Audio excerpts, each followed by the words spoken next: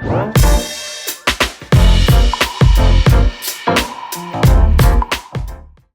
Roger. Welcome to the His and Her Money Show. Hello, Roger. Hola. Hola. Or howdy, as they say in Texas. Howdy, howdy, howdy. Thank Did you. you used to say howdy? No, When you were in Texas? I lived in Texas for 5 years, but I don't think I You ever ever wore a said cowboy howdy. hat? Never wore a cowboy hat or cowboy boots. I was a Chicago guy in Texas. I never became a Texan Okay. per se, even though Just I asking. I'm still a Yankee, even after 27 years of being here. yeah, I didn't go all the way with it, but I loved it down there.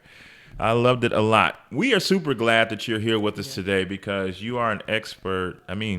Expert when it comes to helping people think through and strategize and plan their way to successful and comfortable retirements. And so we're glad that you can come on the show and help everybody think through this process. But before we get into your advice, can you just take a moment and introduce yourself to everybody and let them know what you're all about? Wow. Well, I am Roger Whitney. I'm about to be 52 years old, happily married 27 years with 2 kids. And I have been a financial planner for about 26 years of walking life with clients and helping them make decisions and correct decisions as life throws curves. And I always say I'm classically trained in financial planning. So the certified financial planner is the first mark that most people get. And I used to teach the retirement planning segment in the certificate program. So used to teach future CFPs and then stopped doing that. And now I continue to walk life with clients. And I have the Retirement Answer Man podcast where I noodle on not just on how to create a great retirement, but really, it's about creating a great life, ultimately, right? So how did you first get your start, or what made you first interested in even the financial sector in regards to serving people? It was a very sophisticated process, Ty. It was, I got out of college. I went to Michigan State, got out of college, and I was working at a real estate company negotiating leases and really was bored. I was like 23. And a buddy of mine was working in the finance industry and he liked what he did. And I'm like, okay, I will try that. So it's sort of, it wasn't like it was this lifelong mission. And I think that's sort of how life happens for a lot of us career wise. And so I take my career in a couple different phases of in the early 90s when the tech boom was on. Because of where I started, I traded technology stocks and was pretty active. And then got very disenchanted with that and started to learn as I matured as an adult what my core competencies were. And that was much more in guiding people and planning and less about, the Wall Street, stereotype. And then I blew up my business and started fresh. And I went to a huge financial firm, at the time, the largest private bank in the world, thinking this was professional. This is how I could really serve people. And got disenchanted with that because of the trappings of big firms and the sales culture. And so in 2003, I left with 2 partners and we started an independent firm. And that's when we really started to define who we serve and who we don't and where we can add the most value. Now, fast forward about 5 years ago, I did another iteration of I only work with people over 50. And helping them figure out how to prepare for transition and live in that phase that we call retirement. So when I think we iterate and we evolve to what we're passionate about based on, for me, where God leads you and what your capabilities are and your confidence and your skills. So that's sort of how I got to where I was or am. Doing some background research, I read about you were telling the story about your mom and how she interacted with money. How did that upbringing, what you witnessed, help shape your viewpoint when it came to money? Yeah, that is, and it wasn't just my mom, it was also my sister. So my mom grew up a single mother with myself, and I had 2 older sisters. And she and I used to have very active conversations all through college. And she was of the attitude that she had to sacrifice her life and a lot of the joy of her life to provide for us, which, that's an important thing. I'm glad she did that. But also then it was about trying to save for retirement. And she sacrificed a lot of her life saving for, the idea that she will enjoy her life later on. Well, in her case, she contracted cancer and died at 48. And my sister recently died of the same cancer at 52. And so as I've walked, and I think I didn't I was like 23 years old. It was right when I moved to Texas. And at the time, you're young, it impacts you, but you don't understand some of the lessons. But as I evolved in what I do in working with people over 50, dealing with the pressures of saving for the future, it's one reason why I do that is because a lot of us are missing the only life we have, worried about all these things way off in the future. So I think of life when you're trying to make those kind of decisions like a teeter-totter. So on one end, there's living the best life you can right now. And on the other end, it's making sure you feel confident about tomorrow. And those are competing interests, right? Living better today means there's less money for tomorrow. And we're sort of straddling on top of that teeter-totter, trying to balance that. And when I think of my mom, she was way too far into sacrificing her life for tomorrow. And I think a lot of us are way too far sacrificing our life for tomorrow. And there's a lot more that we can do in the middle to get some kind of balance. So you have a brand new book called Rock Your Retirement. What was the inspiration behind your book? So Rock Retirement was an outlet of the podcast and the process that I use and talk about on the show. So I never grew up wanting to write a book. It wasn't like some big bucket list thing. What I am really passionate about, though, is helping people get back their life and deal with the quote-unquote retirement crisis and rethink some of the premises they make financial decisions and retirement decisions based upon. And so the motivation for the book was, this is really important. And if we can think more creatively, there's a lot more we can do to create a great life even after 50. So that was the actual process of writing the book. You mentioned something there. You said that this is important, and this is important, I think, but it's also something that people don't talk a lot about, whether that's professionals talking to everyday people or everyday people talking to each other, or even passing that knowledge down to kids. The thought of planning for retirement is not a hot topic. Even if you are, quote unquote, somebody who likes to talk about money. Maybe you like to talk about investing in stocks or real estate or something like that. But, retirement planning isn't really that sexy financial topic. Why do you think that is? Well, let me answer a question with asking a question. Now, how old are you guys? 37. Yep. 37? Okay. If I were to ask you, and we were sitting down to do financial planning, and I started to say, okay, let's talk about what your retirement will look like at 60. Would you really have any clue what that would be at 60 of what kind of life you want? I think I would have a clue. Mm-hmm. I don't know if the portrait would be the canvas would have a complete portrait on it, but I think I can sketch out an outline of what do you think? Yeah, I think we can sketch out an outline, but at the same time, we don't know the future, and I think that's kind of what makes, the whole retirement thing a little scary. It's like, okay, what ifs? Are we going to have enough? Do we have too much? Should we invest here? Should we do that? So it's a little bit complicated. And I think sometimes that all those questions make you want to just put your head in the sand and say, I'll figure that out later. A lot of people do. And later comes and they never have it figured out. Yeah, we can't even comprehend planning for 60 years into the future.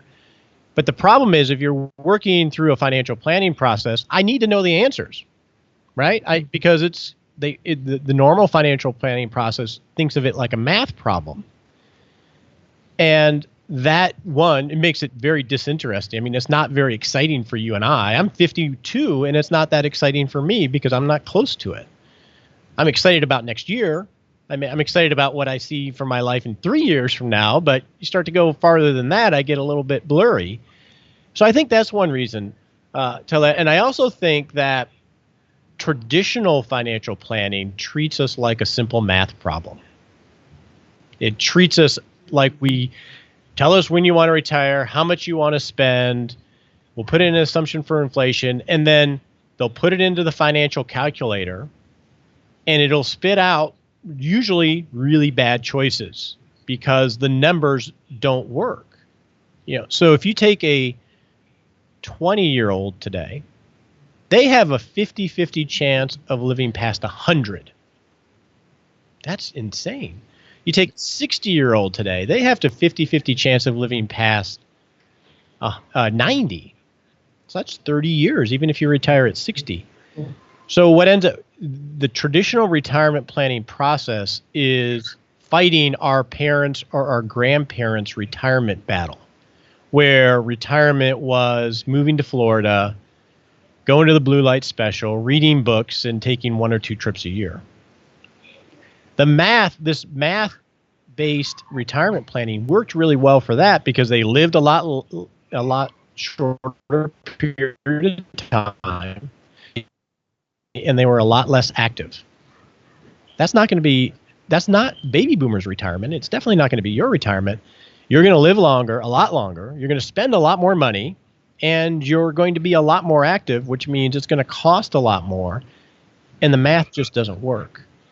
So when someone does engage with a planner and they do answer those questions, they're basically given some really bad choices. You're going to have to save more now. You're going to have to work longer. You're going to have to take more investment risk, and you may have to settle for less later on, and it might have to be all of those. Do a financial calculator online, and you'll see that's basically how the questions come out. Well, no wonder you don't want to talk about it. Those are really crappy choices. So what should the mindset be? Because you just said that traditional way of thinking is just plug some numbers in. You talk about your risk tolerance. How old are you now? What age do you plan on retirement? What's your income? What income would you like to have when you retire? And you just plug all these numbers up and boom, okay, so this is what you have to do. But it sounds like you're saying that is not how we should be thinking and crafting our plans. I don't think it is. And here, there are a couple reasons why. One is it makes it all an investment-focused savings and investment solution. It makes it all focused on how much should I save and how and where should I invest. Those are important. I don't want to discount those. But in my industry, the financial advice industry only focuses on those for the most part. And there's a whole myriad of reasons as to why. When those things we have control over, but there are a lot of other things that we have control over, a lot more control over to create a great life. So here are some things that I think we should think about. We need to think about not trying to figure it out and predict the future, but trying to take baby steps and have little conversations about the right things to make the best of the only life that we have, and always making those value decisions. So when it comes to retirement specifically, most people think about retirement like a light switch, right? I'm either working or I'm retired. And usually retirement's around 60 to 65. That worked for our parents because they were really worn out. But what we're finding now is people that are retiring even now, even if they're 60, they are still healthy, connected, motivated. And when they treat retirement like a light switch where they just stop working, they still have energy they have to get out. And that can happen in good ways, in really bad ways. So I think of retirement more like a dimmer switch. So most people, again, my podcast is primarily people over 50 that listen. When I ask them what retirement means to them, it's not retirement per se. What they really want is time freedom. Time to pursue things they're interested in. So it's not the absence of work. It's they just want to work more on their own terms so they can have time to pursue their children, their hobbies, their passions, whatever that is. That's a big point because now the planning can be, I'm not trying to get to my number. What's my number? I'm trying to slowly build a life where I can have more time freedom, but still be working. Maybe a lot longer. And then the retirement crisis isn't such a crisis because we're in the game and and obviously part of it's lifestyle spending as well. But I think there's a lot of premises behind traditional retirement planning that don't make a lot of sense. And there's better things we can do. Obviously, control our lifestyle. One of the biggest investments we can make, in my opinion, over and above the best market investment is going to be investing in our ability to earn a living. There are very actionable things we can do to position ourselves to earn a living or to create a work that we have more time freedom in. So when most people think about cash flow management, they think about budgeting, right? Where did the money go? And yeah, you guys know Paula Pant. She's a friend of mine. Paula Pant thing.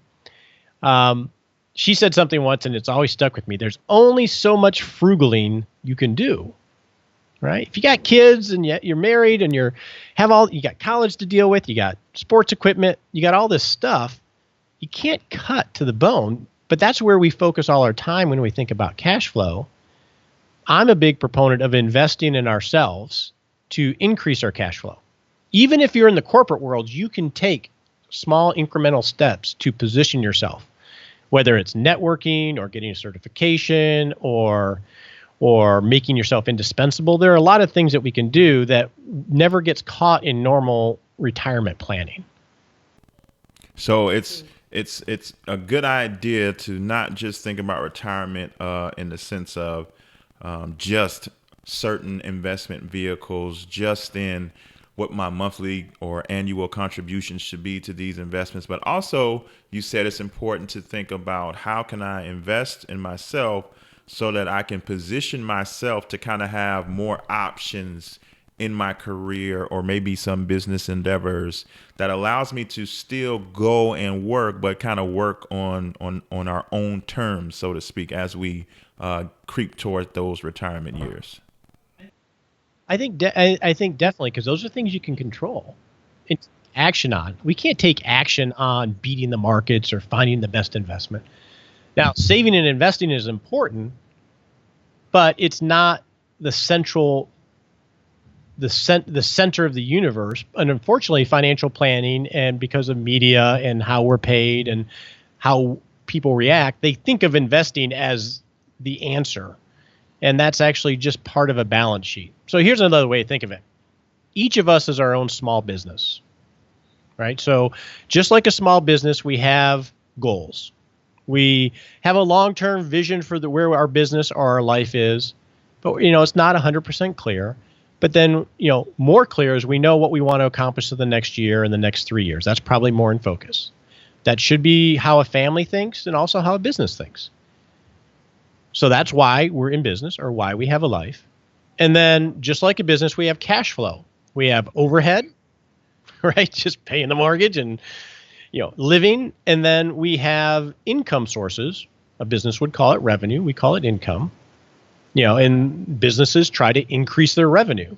And the higher revenue is, and the more you control your overhead or your spending, the more excess money you have every month, right? And that's called free cash flow in business parlance.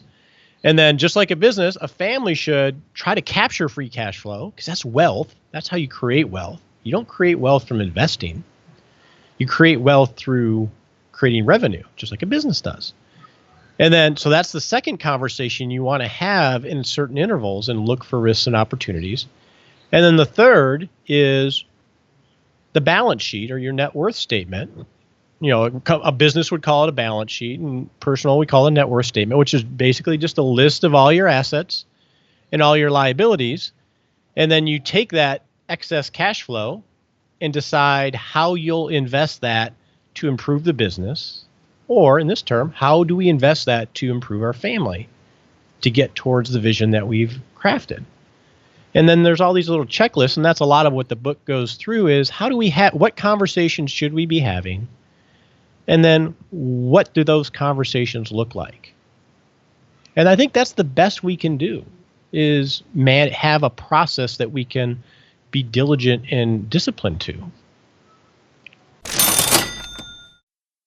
Love reading, but wish you had more time to get into your favorite books?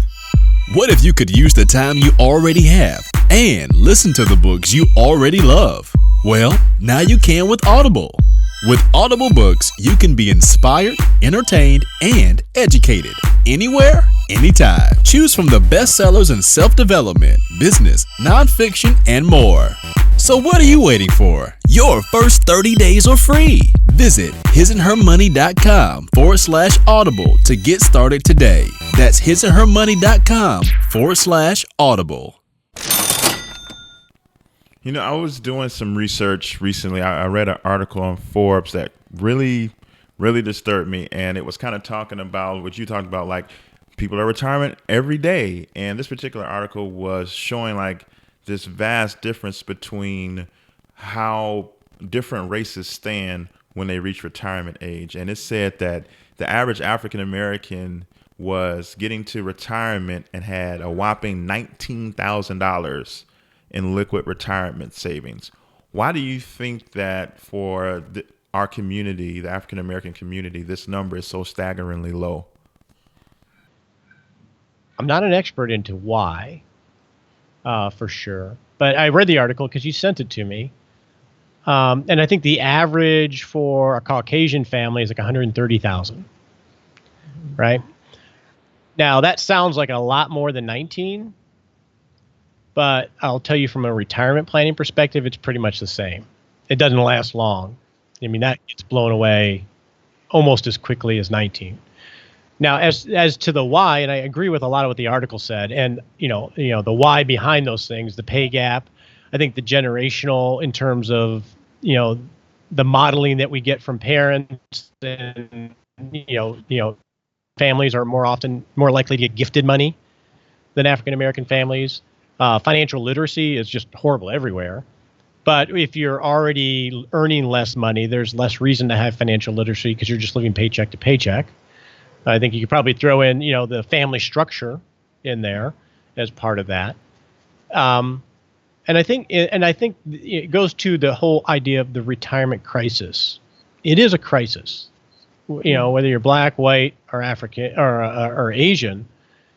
130,000 isn't going to go much farther than 19. If you look at like Social Security, the majority, about 80% of Caucasians depend on Social Security for about 80% of their living expenses.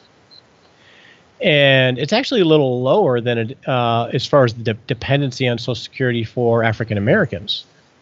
So pretty much everybody is depending on Social Security. That's a little scary when Social Security is about $1,200 a month on average, right? So saving and investing, if you're not making enough money, to go to a young African American family that's building a family or a white family and say you need to save and invest, and it's going to have to be 15% of your income to make this math work. Well, no wonder they don't want to talk about it. They're living paycheck to paycheck. That's not going to help them. What they need to figure out is how to control expenses. And when income goes up, how to control the lifestyle creep that naturally happens when we feel flush. I struggle with that myself. We all do. How do we control that? And then what do we do with that money? And it's probably on the early end, not investing in normal investments, but going back to investing in yourself, because especially the younger you are, the more, but it's getting even more so now. And I can tell you a story about me personally on this is the return on investment of increasing your skills, increasing your network, either in the industry you're in or in the industry you want, becoming a thought leader.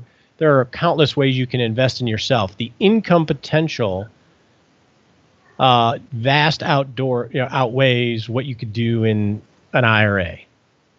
And once you have that network and you keep it fresh, and once you have that certification or that skill set, it can never be taken away from you by a market correction as long as you're staying fresh.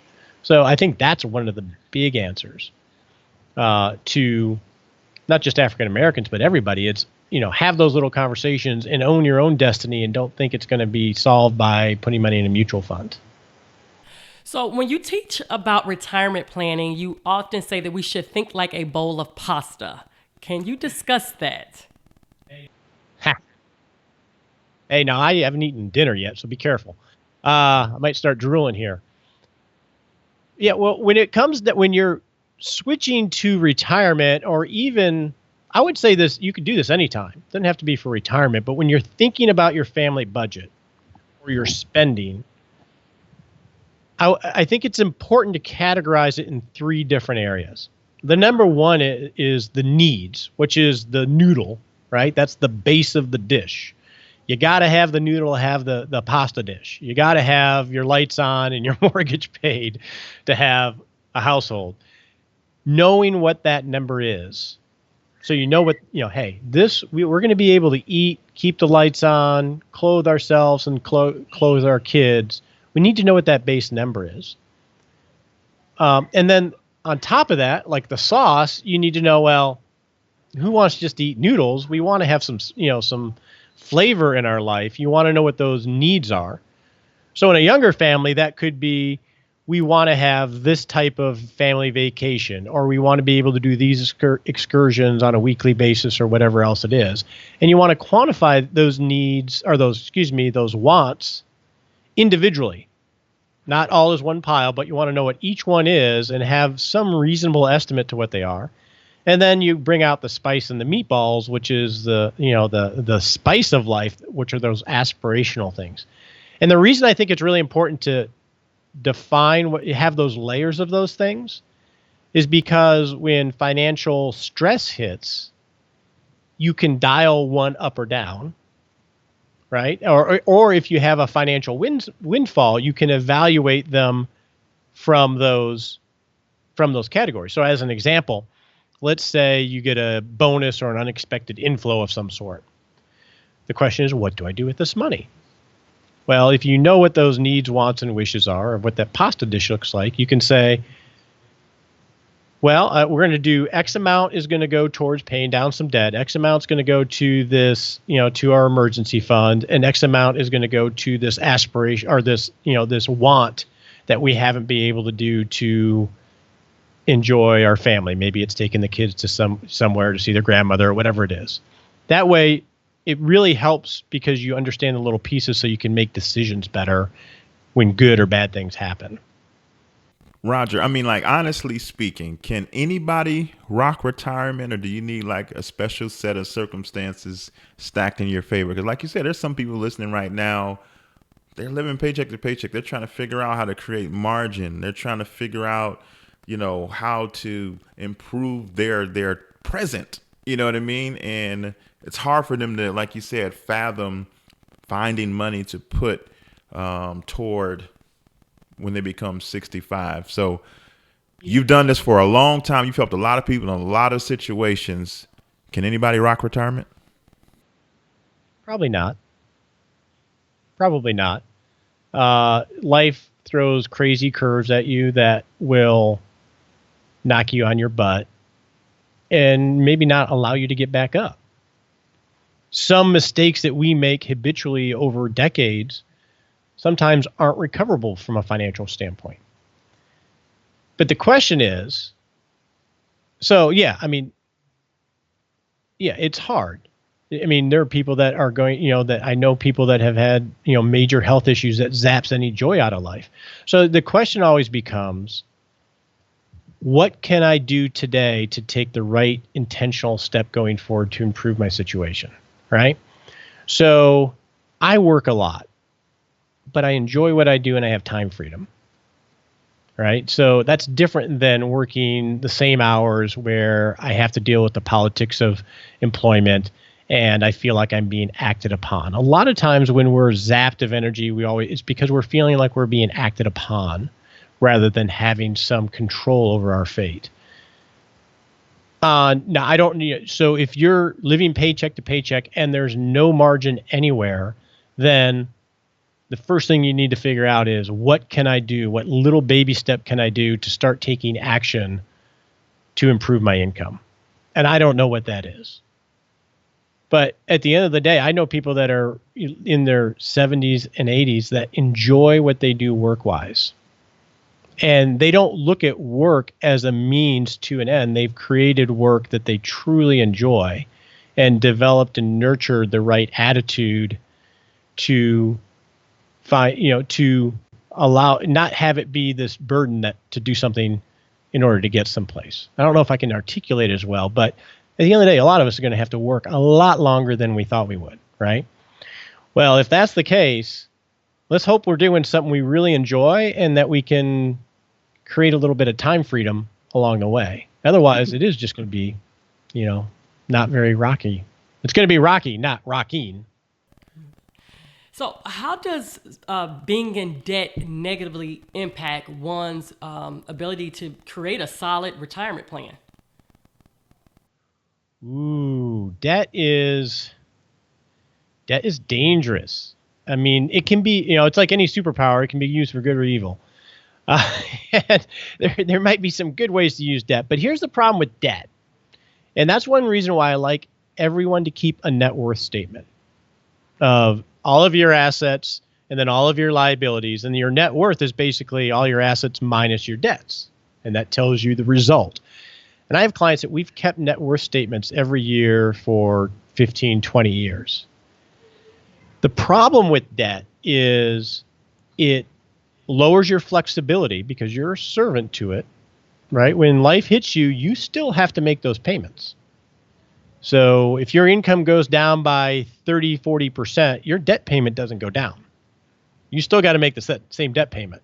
So it really zaps a lot of the flexibility you have in life. And then you have the interest cost you're paying on the debt, right? Which, depending on what kind of debt, I mean, it's amazing with credit cards how easily they're used. And I speak to myself. I had my own issues where you're paying 10 to 15%, for things you're buying that generally don't ever last. Well, I could never say you could even possibly get consistently 10 to 15% in any kind of investment.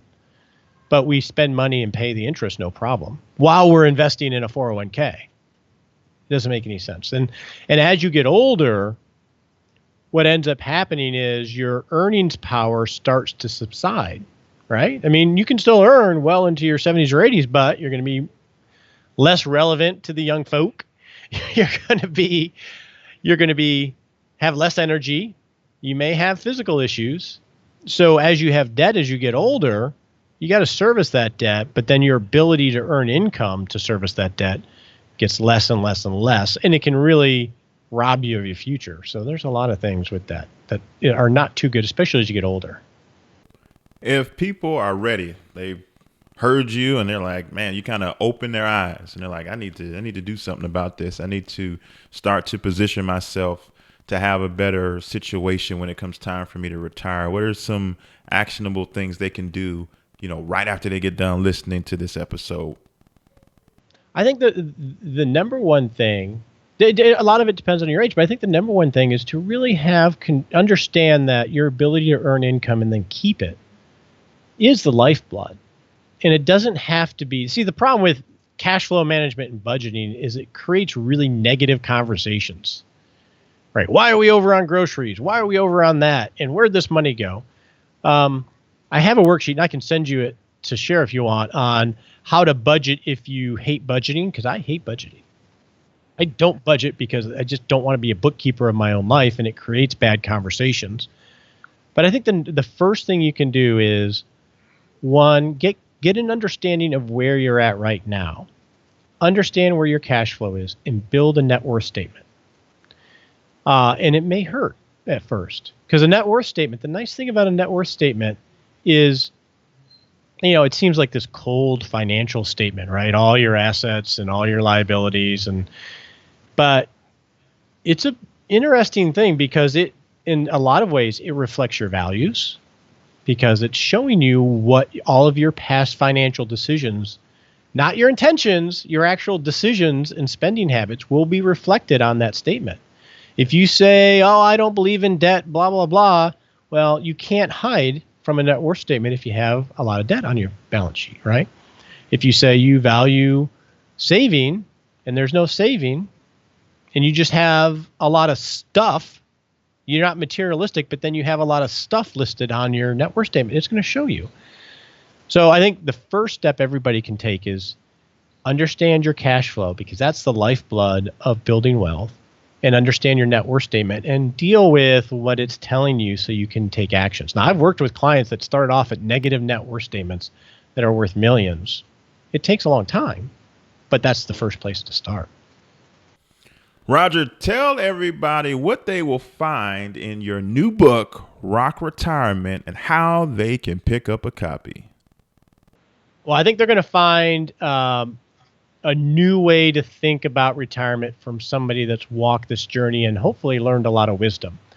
Most financial books are filled with tactics on, do I do a Roth? How do I invest in a 401k? All the tactical stuff. This book is focused on wisdom and lessons to challenge some of our assumptions. And the book comes out March 20th in paperback. You can get it anywhere. It's available on Kindle and Nook right now. And for your audience, I'm going to give away 20 books, including shipping. And all you have to do is go to rogerwhitney.com/his and her money. And we'll select 20 people randomly and send them a free book so they can start to see the conversations and start making the most of the only life they have. Oh, man, that's incredible. That's awesome. You guys better hurry up and grab your copy really fast. So we'll have a link down below in the description box if you're watching this video. If you're listening to the podcast, you can go to hisandhermoney.com/podcast and you will look at Roger's interview and find the show notes, and you will see the link there. Roger, this has been super incredible information that you've shared today. We're super appreciative for you taking time out of your busy schedule to come on the show today. Thank you, Roger. You bet. By the way, I love the new website. Well done. Awesome. Thank you. Thank you. It took a year. Yeah. But we got it done. Thank you.